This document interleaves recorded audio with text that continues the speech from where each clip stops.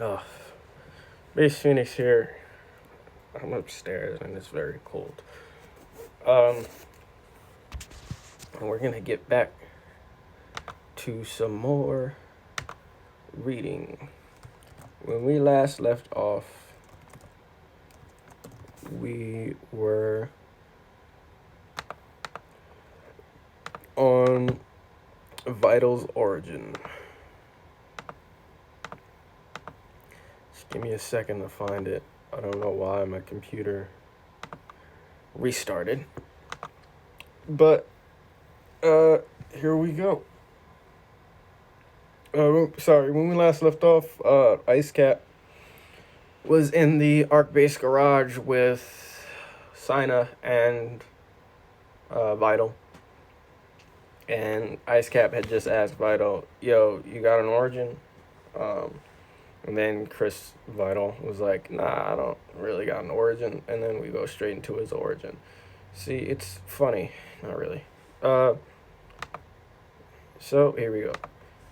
Christopher Lynn wasn't the type to get bullied in school. Normally, students around him were the ones to be subjected to such things. He preferred to ignore it, focusing on his studies and karate. But one day in high school set him off because he had been having a bad day, but he didn't want others to have a bad day like he was. A kid was slammed up against a locker by a bully, only 3 lockers down from him. Vital turned his head toward the two, seeing the frightened face of the student through his white hair. The bully raised a fist to the student and swung at him, but Chris caught the bully's fist, struggling to keep it back. And if you think a kid having white hair in high school is crazy, people tend to dye their hair. I mean, his hair is naturally white, but I also knew a kid in high school with gray hair, gray, black and gray hair. He had like gray hair like people get in like their 30s, um, in high school.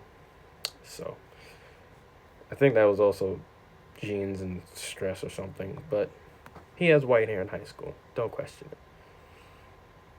Hey, you want to just leave the kid alone? Chris asked. He got an F. He got me an F on my history paper, the bully accused. How about next time just do your own paper, asshole? Chris crudely suggested. The bully let go of the kid and focused all of his attention on Chris, turning to him. "Who the fuck are you, prick? Why don't you mind your own goddamn business?" the bully said. "I could do that," Chris said, shrugging. He glared into the bully's pupils, "but I'm not going to." The bully took off his bag and dropped it to the ground, then removed his shirt before raising his hands ready to fight. Chris rolled his eyes. "Dude, put your fucking shirt back on," he said, not taking the bully seriously. "Not until we do this," the bully said. "Let's go. Right now." "Hey, Dad, welcome to the stream.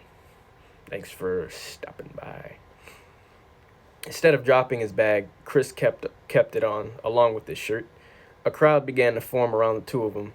Chris stood calm and motionless with his arms at his sides. The bully began to dance around him, getting hyped up by the crowd. He eventually got to the point where he had enough hype around him to throw the first punch at Chris. Chris sidestepped the punch and lightly pushed the bully into the crowd, using the bully's forward momentum against him.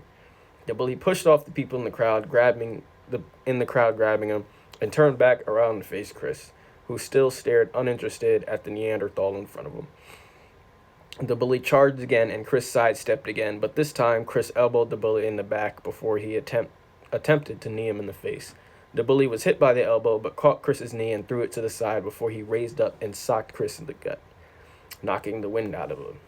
Chris looked around at the pack of students surrounding him and saw the student he was protecting look at Chris with concern and mouthing the words, "Come on," repeatedly. The bully grabbed Chris's bag and tugged on it while Chris was bent over, catching his breath, causing Chris to fall to the ground and hit his face against the tile. See, so this is a fight scene, for example, where there's no boxing involved because Chris knows karate or he's been training in karate, and the bully is just fighting like an idiot. So, um, the bully finished snatching the bag off Chris's back before standing up and walking around the crowd to pump himself up further. Teachers began to make their way down the hall. It took them long enough. Something in Chris snapped. Instead of seeing orange in this instance, like when John was a child and he fell, a normal color to see when enraged, he saw a light shade of blue.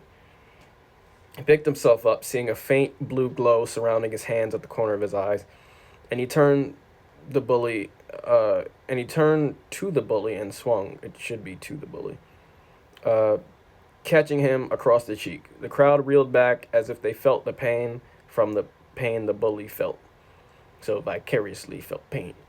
A few students also thought they saw a faint blue glow around Chris's hands. The fuck is that shit on his hands? A student shouted. Another another next to the student shrugged. Chris approached the bully and kicked his knee to the side, causing the bully to kneel. Chris then, instead of grabbing the bully by his shirt, grabbed the bully's throat since he didn't have a shirt on. He cocked his arm back and punched the bully a handful of times with his fist glowing more and more, similar to when Lux loses it, with each punch before a teacher stepped in and stopped the fight, grabbing Chris's arm. The next day, after spending all day in in-school suspension, Chris began to head to karate practice. I think beating a student's face in might merit more than just in-school suspension, but I don't know. But he was stopped just outside the school by the student that he saved yesterday. He also didn't beat his face. I'm exaggerating, but constantly hitting a student in the same spot in the face, that might not go over well. Hey man, I just want to thank you for yesterday, the student said. He extends a hand. I'm Zachary McNeil, but I just go by Zach. What do you want? Chris said, thinking about being late to practice. Do you have my father for any of your classes? Zach asked. Mr. McNeil? No. Oh, well, he's going to thank you personally when he sees you, Zach said. There was a brief pause before he continued. Hey, some people are saying they saw your fist glow when you fought. Rumors. Right. See, now, there's the problem, because they're not, Zach corrected. I saw it too. And? Dude, do you know what this means? You could have superpowers, Zach shouted. Two girls walked by them and looked back when Zach shouted this. One, with black hair and red streaks, remember her, looked back at Chris and smiled. Chris didn't react physically, but thought about why anyone would smile at him, let alone look. So, why do you think I have superpowers like the rumor surrounding the Tiger Kid? Chris asked. What's his name? Josh? So, this is interconnecting with some of the other origin stories that we've already read. McNeil is the teacher that had concern for Ice Cap in his origin, and then he's mentioning Josh directly right now. I think so, Zach said. And how is having superpowers any crazy? I don't know what sounds kind of weird. If aliens advanced enough to plan and execute an invasion against Earth can happen, why can't people have superpowers? You know how crazy that sounds, Chris asked. He pulled out his phone and looked at the time. Look, I gotta go. All right, man, see ya, Zach said, waving as Chris walked to practice. Nobody walks. I never considered people drive, but when you're this young and live in a city, I don't think you'd be driving that much. Probably taking the subway a lot. But for Haven, everything is convenient and close. Welcome, Mom, to the chat. Get 'em. Thank you. The place of practice was a small room within a building and an apartment above it. It was one of a group. It was one of a group of small companies like this, like a mini mall. We have several buildings like that in the suburbs. It had large glass windows out front, so passersby could glance in to see what the sensei students were up to. Chris walked in to see that everyone was still preparing. A few were warming up and stretching. He always set his bag by the door so he could slip out as soon as practice was over to head home and procrastinate on homework until midnight, then half-heartedly do it before going to sleep. Sounds really specific, but I did that throughout, like, my last year of high school. So he unzipped his bag and began to get dressed, sighing at the fact that the only other private rooms in the building the students had access to were the male and female bathrooms, each only accompanying one toilet. There was also the sensei's office where students or their parents would make payments for the sessions. Hey, you okay? A soft, ever so slightly raspy voice said. I saw your fight. Chris looked over to the person getting dressed beside him. something he'd never normally do, but because he was being spoken to by a female, no less, he gave her his attention. He briefly froze when he noticed the person attached to the voice is the girl with the black and red hair that smiled at him earlier when Zach was talking to him. Told you to remember her. She smiled at him even now, but the most captivating part of Chris stared at were her crimson irises.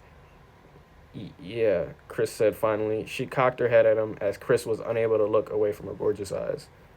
Hey, if you don't mind me asking, are those contacts? Gotta know, huh? She chuckled.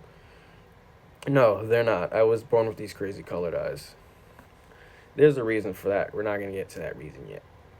Chris opened his mouth as if he was going to say, ah, but no sound came out when he did. He continued to get dressed, and she did as well before introducing herself. I'm Lila, by the way, she said, extending a hand. Huh? Chris said, pulling his karate gi on, then glancing at Lila's hand, not realizing what was going on. Lila chuckled at Chris's dorkiness. I said, I'm Lila, she repeated. Chris took her hand and shook. Lila, I'm Chris said. He let go and began tying his belt, which he normally did smoothly, but shook at the thought that Lila might have been watching, which he found out she was. Here, let me help you with that, she said, grabbing the black belt around Chris's waist and helping him tying it. She raised and stood straight up. They locked eyes. Chris completely forgot to breathe and just stood staring at Lila. She stared back, still smiling. All right, class, let's get started, the sensei said. Students of all ages, mainly young, no one over 21 with the exception of a 40-year-old businessman possibly going through some midlife crisis, gathered in the center of the room and faced the full-body mirror. Chris lined up and Lila stepped in line next to him. The sensei called out forms of punches and kicks and later asked that people spar for the rest of the session. Chris, of course, won his sparring match against someone 2 years older than him, feeling he impressed Lila even more. When the session wrapped up, Chris stood at the back of a long line of students, parents talking to the sensei instead of running out the door like normal, because he needed to pay for the next few sessions. Most of the students eventually left with the exception of Lila, who was getting dressed as slowly as possible and pretended as if she was doing something important on her phone while Chris spoke to the instructor. She eavesdropped on their conversation, although it would have been difficult not to as they were talking out in the open. Hey, Chris, how's it going? What's this? The sensei asked as Chris handed a check to him. Payment for the next few sessions, Chris said, not looking the sensei in the eyes. Alrighty then. Thank you, Chris, the sensei said before sensing something was wrong with him. Hey, everything okay? Chris said nothing, and the sensei placed a hand on Chris's shoulder. Hey, you know you can talk to me, right? About anything if you need, the sensei said. Chris took a second before confiding in his instructor, who got him to the point of being able to challenge people like the bully. I had this fight in school yesterday, saving this nerdy kid from some jerk off, and something happened in my hands, Chris said. Thought it was just my imagination, but other people are saying they saw it too. Hold that thought, the sensei said. He looked at Lila, who was still hanging around. Lila, is there anything you need from me? Nah, I think I'm good to head home, Lila responded, staring at her phone. All right, then, see you next week. See ya. With that, Lila walked outside. The sensei focused his attention on Chris now. Let's talk. Chris and his sensei talked about what happened at school, with the sensei believing everything Chris told him. And the sensei suggested they have private lessons where Chris could learn about his abilities because the sensei believed Chris tapped into his chi. Excuse me. Something that even the greatest of martial artists and masters had difficulty doing. The sensei also mentioned how he noticed that Chris didn't like to be bothered with others, so it could have been perfect for him. But he also told Chris that private lessons are a little bit more expensive, and Chris coughed up the amount he owed in cash. Chris then thanked the instructor and headed outside. To his surprise, Lila was standing outside waiting for him. She approached him with a serious concerned look on her face. Hey, you okay? He didn't try and do anything to you, did he? She asked. What? No, Chris said, a little freaked out by the question. Sorry, I know it's an odd question, Lila admitted. Get ready for another one. Shoot, Chris said. You want to just hang out? She asked, putting herself out there. Chris said nothing as he was stunned at the fact that a female just asked him out. All he could do was nod and smile. She smiled back and grabbed his hand, leading him elsewhere. Over the next few weeks, Zach noticed that Chris showed up to school less and less. He had also seen Chris passing the school with Lila from time to time. He didn't know about much about the girl, but he knew she looked familiar, and he conducted some research on her, finding some information that might have made Chris notice what she was doing to him. Zach began following them around, watching them cause trouble, steal, take joyrides, or when they weren't feeling devious, sit in the park and talk. One day he followed the two lovers into Haven City Park. They thought they were in a secluded location. It's just like one location in the park where nobody just kind of walks by. And this is where I feel like a lot of characters in the story just go to this one location and just show off their powers to each other, like when the subjects did. Vital demonstrated his key abilities to Lila, and she thanked him for showing her. And right after he showed her, she demonstrated her own powers, much like Chris's, but a different color, darker. Zach covered his mouth to keep from saying anything and ran back home to tell his father. His father, being the caring person he was, told Zach to keep the fact that he saw anything to himself to respect the student's privacy. But they did this in the park, somewhere anyone could have seen them, Zach said. You could be a journalist, Mr. McNeil said. Zach wanted to say more, but he knew it was the end of the conversation. But that night, Zach decided he was going to tell Chris about Lila's dark and secret past if he showed up for school. Luckily, Chris did show up for school. He was there, but his mind wasn't focused on seeing Lila again. After school, Zach had to chase Chris down in order to get his attention. Much like the first time they met, Chris had somewhere he needed to be, so he wasn't really attentive to the conversation. Chris, listen, Lila's dangerous, Zach warned. Chris said nothing, and Zach was forced to carry the conversation. She's not who you think she is. I think you're jealous, Chris said, beginning to walk away. You need to get laid, dude. Lila used to be in a mental institution, Zach blurted out. It was more dramatic than that, but I didn't say it dramatically. Chris turned around, frowning at the student. Zach ruffled through his backpack for the evidence he printed and handed the proof to Chris. She was molested by her caretaker, her uncle, at a young age. She took her anger out by fighting in underground cage matches as she grew up. She would end up killing the people in the ring at the age of 13. She eventually snapped and finally ended up killing her uncle, but her lawyer convinced the court she was mentally ill, forcing her to spend time in a mental institution rather than go to juvie. Chris said nothing and kept a blank face. So? Yeah, so what? She told me that already, Chris said. That's why we're always out. She never wants to go back to her foster parents. I thought I was giving you new information, Zach said, holding even more papers, ready to give them to Chris. Nope. I've got to go meet my insane girlfriend, Chris says, if you'll excuse me.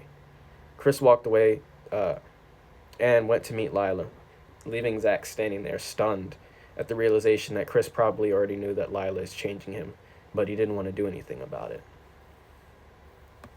After Lila headed home, after spending time in Chris's room at his house, he was getting dressed for bed when a portal opened in front of him. Pathiel stepped through, revealing himself to the high school student. Christopher Lynn, I'm here to warn you you're headed down the wrong path, Pathiel said. So I've been told, Chris said. Lila is not who you think she is. She's something worse, Pathiel said. I'm here to advise you to stay away from her. And who are you to tell me what to do? Not just me, Pathiel said. All of us. Chris paused before speaking. I'm sorry, all of whom? The Archangels, Pathiel said plainly. You're headed down a dark path similar to Lila if you continue. And what's wrong with her? Pathiel squinted at Chris before speaking, as if he was receiving the answer to that question in the brief moment before he spoke. That information is not to be revealed to you yet, he finally said. Of course it's not, Chris said, rolling his eyes. He stood in silence for a few seconds. Why didn't you warn me earlier? To see if you would stop on your own. Notice the changes. You have been attending school less and less, in addition with your instructor who's helping you hone your abilities, Pathiel said. Chris paused again. Fine. I'll break it off, Chris said, sighing. And Pathiel walked back through the portal, leaving Chris to sit on his bed in his boxers alone. It just won't be easy. Lila took the breakup rather well, much than Chris thought she would have. Like she was confident he would come crawling back to her and they would continue where they left off. Had fun, Chris said, shrugging. Hmm, Lila said, walking away with her head held high. Zach walked up to Chris as the students left the school for the day. Hey, Zach said, did you do it? Chris sighed and Zach immediately understood. Instead of saying anything, he patted Chris on the back, trying to console the broken-hearted fighter. And now we're finally getting to that freaking house explosion that I kept mentioning at the end of each of the origins. A few days later, after attempting to get over his ex and thinking about what was to come, with the Ark base being built, Chris was headed home. His mind drifted to the fact that he was never happy to see his family. He was never angry or sad to see them either, but he more or less felt nothing toward them. They were always there, and with both parents, grandmother, and two sisters who still lived with them, the house was never calm. Thanks to this, though, he was able to sneak Lila in and out, while they were dating, of course. He would always tell them that he loved them, but he wasn't sure if it was true. He'd say it just for their satisfaction. He wasn't sure if he was close enough to them to even take a bullet for them. Maybe something would happen one day that would convince him the love was there, even though he didn't feel it. Fortunately, today was not the day for none of his family members were home, but it was for his cat. I have no idea what that sentence means. I don't know why I wrote that. As he opened the door and stepped into the darkness of the home, he smelled a faint scent of something metallic, and he could hear a munching sound coming from upstairs. As he got to the top of the steps, he matched the smell and sound to the scene that splayed before him. A hooded figure hunched over his cat's corpse, crunching on the bones. The hooded figure stopped chewing and slowly turned to reveal its one eye to Chris, who stood motionless. Under the being's eye, a toothy grin presented itself to the karate student. Suddenly, Chris was blown through the walls of the second story and outside onto the lawn. He looked up from the ground to see that the being had managed to blow a hole in the house. So that's what caused the hole in the house, and we're about to find out who exactly had brought the seven together. Chris got to his feet and readied himself in a stance, his hands glowing, awaiting the threat that intruded his home. Instead of the being jumping through the hole like he predicted, the being walked through the front door and dropped the dead cat's body there. Chris gritted his teeth and his feet began moving toward the being before he thought. The being, Archaos, big reveal, although you might have known that because he was hooded and the one eye and teeth, revealing his 6 dark orbs, shot their spike forms at Chris. He dodged the first 2, the third scratched his thigh, and the last 3 were headed for his face, neck, and stomach. But before they could connect, a rock shield made of the house walkway blocked the hit. Chris turned to see Seismic standing there with Typhus and Ash. Chris nodded at them and retreated back towards them, standing with them parallel to the alien threat. Know where the other 3 are? Chris asked the leader. They should be on their... Ardentia slammed down in front of them. Ice Cap slid in on an ice slide. Sina slowly descended until her feet touched the grass of the front lawn. Way, Seismic finished. Anyone know who this jackass is? Chris asked the other 6.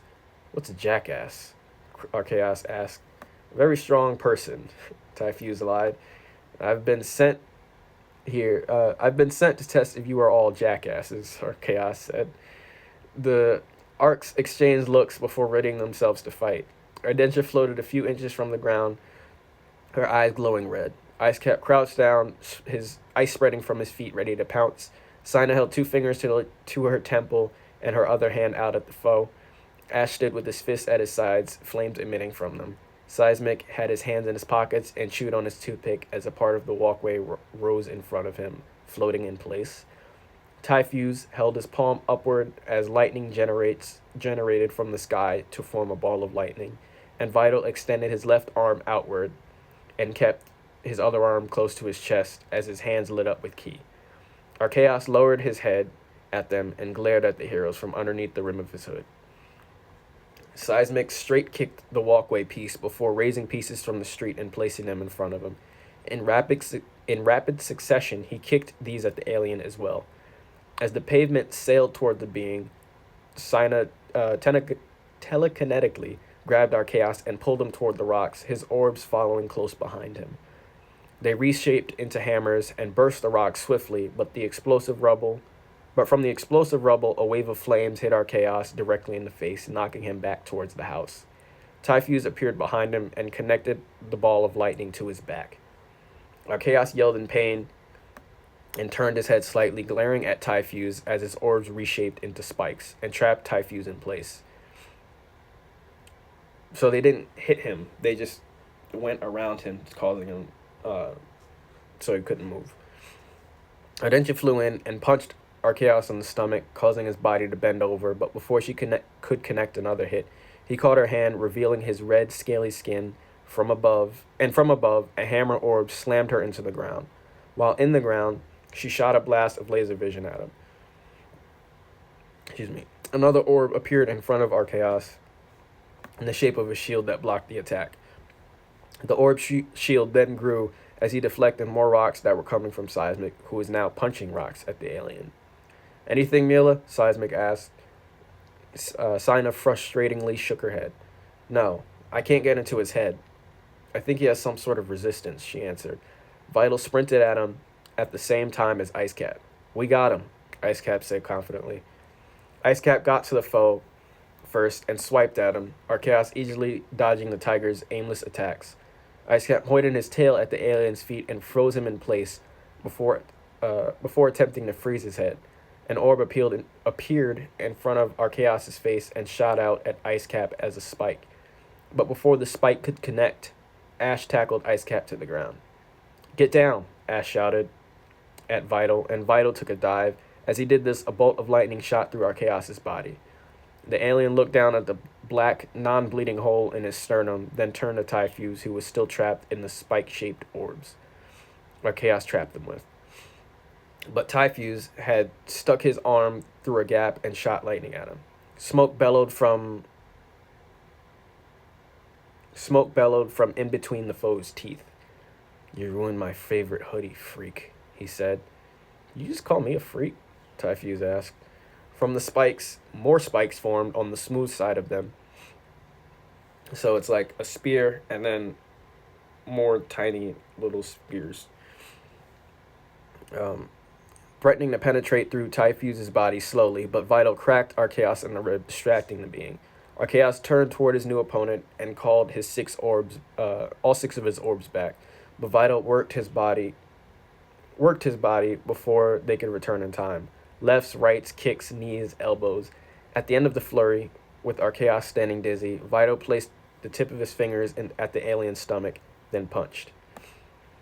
Before Archaeos could move out of the arm's reach of the impact of the punch, Vital grabbed the alien by the hood, then hit him again with his other fist. Before the alien could fall, Sina telekinetically grabbed him, put him in a cross-like pose, and pulled him towards herself and Seismic. She looked at the leader. "What should we do with him?" she asked. He stared at the now unconscious alien and exhaled. "We wait for the right people to show up." Sorry, it seemed like I was kind of rushing through that, but I wanted it to be a little more fast-paced for the action scenes, so that's why. A few minutes later, the press and the media showed up to interview the heroes. Or superheroes, because I learned that the word superhero isn't copyright. They all collectively agreed not to answer any questions, and after a few more minutes of being hounded, a couple of marked trucks show up, cuffed Archaeos, and carted the heroes away. In the back of one of the trucks, Asai was in the passenger seat and the Arcs were in the back. "I trust you didn't tell them anything?" the commander asked. "We agreed not to," Seismic answered. "We do want our base built," Icecap said. "We put a lot of work into that, you know." "I would trust that you didn't say anything," Asai said. "If you did, we'll know by the sites that cover this incident." "What's going to happen to the alien?" Sina asked. "He'll be questioned." "You mean interrogated?" Typhus tried to correct. "No, questioned. We are a more civilized branch, though we deal with the supernatural, Asai stated. And why is that? Vital asked. We have our reasons. And this is another reason you also know. What was that? Like I said, the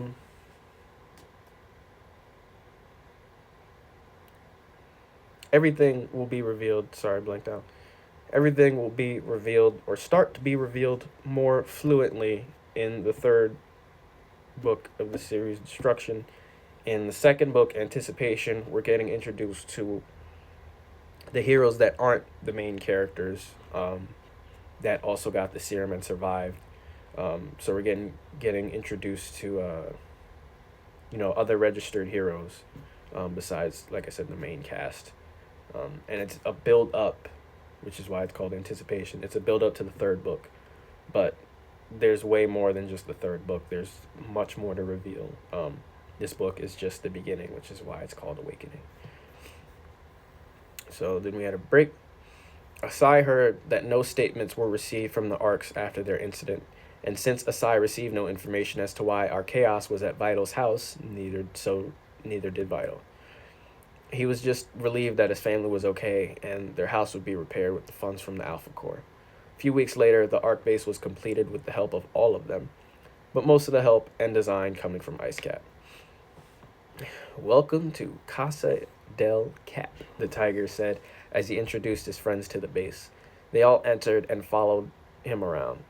We have over 10 rooms, some of which are guest rooms, but our rooms were made to accommodate us. For example, my room stays below freezing, and Leia has a really high ceiling. We have games all around like foosball, air hockey, etc. TVs everywhere, a bar with no alcohol, a movie theater, a training room that simulates several environments, a secret garage that only I'm allowed to enter, and an AI I'm working on that will alert us with dangerous stuff. What is that? Sounds like music. And everyone's parents and loved ones are okay with this, Seismic asked his team. They all took their turns nodding as he looked at them. Then welcome home, team. So that, we have finally finished getting through all of the origins I think I had for this story. Because that's the Seven's origins. We went through the Subject's origins, and basically the entire series is Lux's origin. So, yep. And we're almost to page 270, which means we have around 50 pages to go. Lux sees Tech walking across the street, and he catches up to her. She turns to see who it is before she continues to walk with him. You on patrol? He asks. I was, heading home actually, she answers. Luck goes to speak, but she cuts him off. You might as well join me. I mean, you kind of live there right now, even though you have a home to yourself. Well, what's the fastest way? Lux asks. Then he chuckles at an idea. It's not like we can fly, though. Flying isn't out of the realm of possibility. We'll get back the old-fashioned way, Tech says. Oh, I remember this scene. I was wondering when it was coming last time I read, but this scene is pretty intense, I think.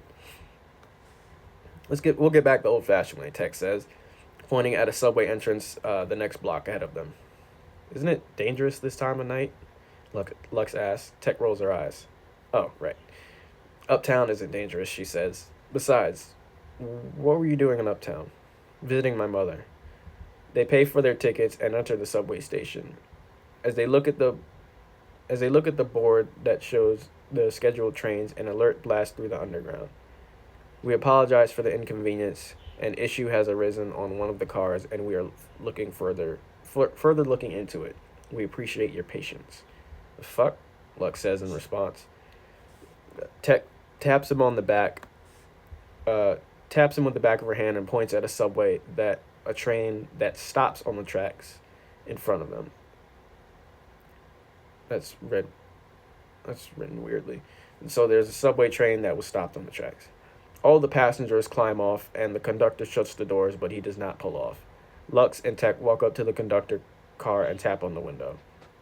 Tech raises her picture in the Hero app up to the window, and the conductor lets them in. "What's going on?" she asks. "Some yahoo is holding a train hostage or something," the conductor says. "Which car?" Lux questions. The conductor picks up a walkie-talkie and holds the button to talk. "Reggie, you know what train it is?" he asks. Yeah, it's car 87. A man replies on the other end. "I don't know if trains have numbers like that, but I just gave it a random number." The conductor looks back at the heroes. The heroes look at each other. "Thinking what I'm thinking?" Lux asks. "I hope." "Commandeer the train and drive it until we reach the hostage train," Lux says. Tech raises an eyebrow after a brief pause. No. No telling what could happen," she says. "We need to walk the tracks." That's what I was going to say. I just sneezed before. Lux says. "Oh, really?" Tech says. "I did too." "I didn't hear anything," the conductor says. "Oh, no, I did. I'm just allergic to his bullshit," she says. "Original rocks," Lux says. A few minutes later, they are walking the tracks with confirmation that no trains will be moving until the situation is resolved. As they walk, they come across rats, discarded trash, and needles. Some brush straight, phantom Xeno brush straight thugging out here. Thanks. A few minutes later, I said that. Some with drugs, but others with a green-like substance. Don't tell me that's... It should be gold, not green. I said I would probably make the serum either gold or violet. Purple. Don't tell me that's... Roxy began to say. "It can't be," Lux says. "You know, I've never considered that people would be creating knockoff serums. That's pretty fucked up. Preying on people's desires like that." "What are we reading tonight?" We are reading... I don't know if people on Twitch do this, but I'm reading a book I wrote that's coming out April 2nd, Phantom Xeno. We're actually almost done with it, but I'm not going to be constantly streaming reading. I'm thinking of, like, I have, like, bursts of, like, inspiration. I don't know what to call them. You write books? I've written 7 at this point in a year. Pretty proud of that. But, yeah, I'm working with an editor right now to get this first one out. It's available for pre-order on Amazon, but it's a superhero series. How many pages are they? This first one right now, unedited, is 321. But it'll probably be probably the same length in Kindle's format.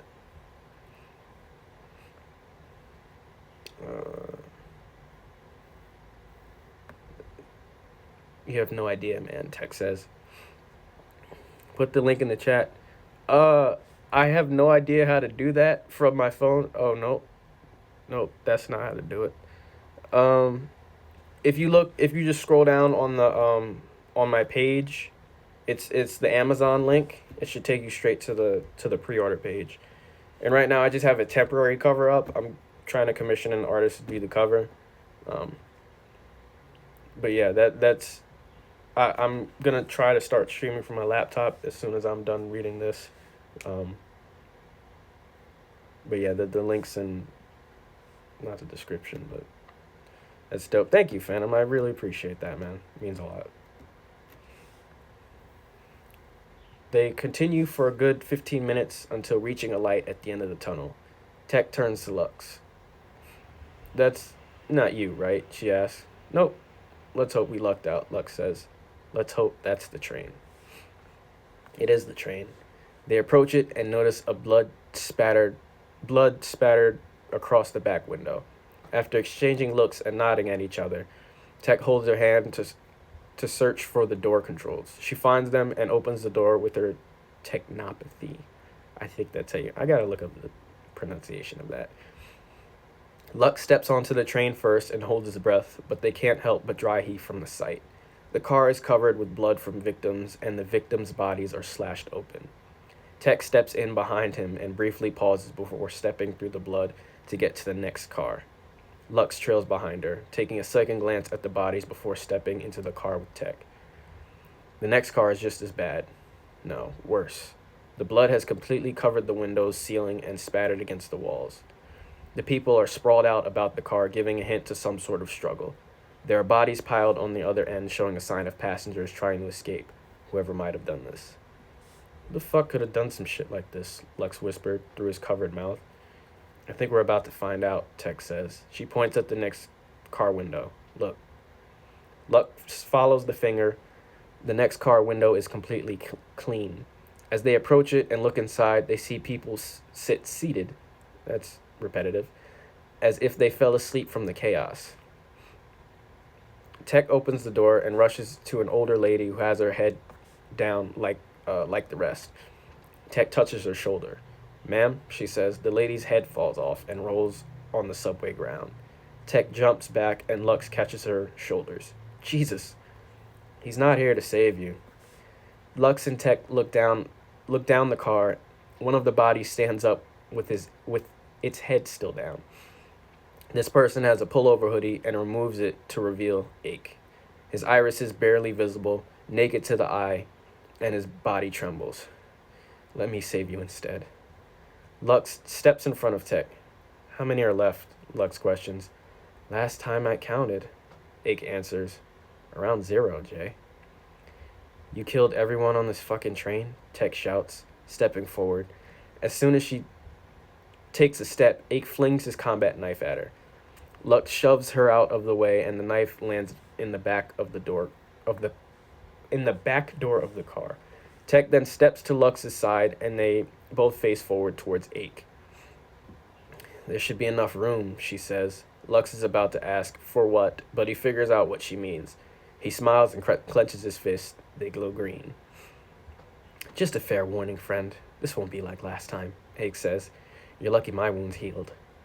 Is a sign on her way? Lux asks. Tech nods. I notified her after the first car. Good. Then let's apprehend this son of a bitch. How'd you know my mom was a bitch? Ake asks. Was? Tech questions. I killed her. My father too. They claimed I needed help. Ake says. Before we start, I want to know why you killed these people, Lux says. To get your attention, bud. I'm your rival. Is that what you think? It's the truth. We were destined to fight for eternity. I wouldn't be surprised if we were reincarnated versions of other past rivals, Ake said. Any solid evidence to back this theory up, Psycho? Tech asks. Let our battle prove it. Ake dashes at them. Lux and Tech stand ready in their boxing stances for Ake's attack. All he does is hold his arms out at them. Tech ducks under and shoots a right hook into his rib, while Lux, on Tech's left, shoots a left hook into Ake's rib. Astoundingly, neither punch affects him, and he grabs the heroes by their necks and lifts them up. Are you really heroes if you can't save anyone? He ponders. You're always late to the party, and you can't be anyone's hero if there's no one left to save. Lux's hand glows, and he holds his hand out directly at Ake's face. You're not gonna kill me, Jay. Heroes don't kill, the villain says. I've decided you're too dangerous to let live, Lux says. Lux struggles to say. And what gives you the right? The same right that allowed you to kill these innocents. Then you're no better than me. I just try to do my best to protect those who can't protect themselves. I don't go after innocents, Lux says. That's what makes us different, asshole. Lux releases the energy directly into Ake's face. The blast knocks Ake to the ground, his face steaming from the impact. Lux and Tech take deep breaths before readying themselves again as Ake rises. Their 3 names are really hard to say together. I'm just now realizing that. They look in shock to see his face is the exact same. I told you this battle will be different, Ake says. Let's see if the outcome is different as well. Tech sprints for the knife, while Lux steps in between her and the maniac. Lux throws a left, right, then left. A left hook, left, then right hook. Then a left, right, left, right, left, right, left, in rapid succession directly into Ake's face. All the villain does, that's what it should say. All the villain does is eat the punches, only taking a half step back from the blows. Lux steps to the side and swings at Ake's chest with his own knife, but he catches her wrist. Wait. It should say, I don't know why there are words missing here. Tech steps to the side. Lux steps to the side, and Tech swings at Ake's chest with his own knife, but he catches her wrist and twists it out of her hand before tossing her to the side, picking the knife up and throwing it into Lux's shoulder. Lux shouts in pain and pulls the knife out of his shoulder immediately. With his injured arm, he throws another punch into Ake's face. Ake eats the hit and smiles at Lux. The villain is taken by surprise, though, as he's swept off his feet from behind by a kick from Tech. She kicks him in his rib once, then tries to again, but Ake elbows her in the shin, and then grabs her ankle and chucks her up to the ceiling. Her face hits the ceiling of the train car, and she falls unconscious. Tech, Lux shouts, careful not to say her real name. Oh, please, Jay, I already know her real name. However, it is not important. Ake glares at Lux, still smiling. Only you are. Lux flings the knife into the ceiling, so Ake would have to step in front of him to reach it. The knife doesn't matter either, Jay. Ake dashes at him and lands 2 body blows, then a headbutt, connecting to the top of his own head to Lux's stomach.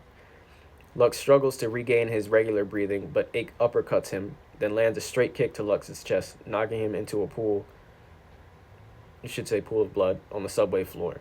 Lux holds his left hand out, the one with the non-injured arm, and shoots out an energy blast at Ake's ankles. You haven't figured out your shit won't harm me? Not in this state, at least, Ake says. As he goes to step towards Lux, he stops and realizes his legs won't separate. The fuck is this? Like you said, Lux says. This is different from last time. Lux snaps and the knife in the ceiling drops. The knife was now above Ake's head because of the rush attack Ake dealt out to Lux. The knife was kept in the ceiling with a ball of energy Lux placed on the tip before throwing it.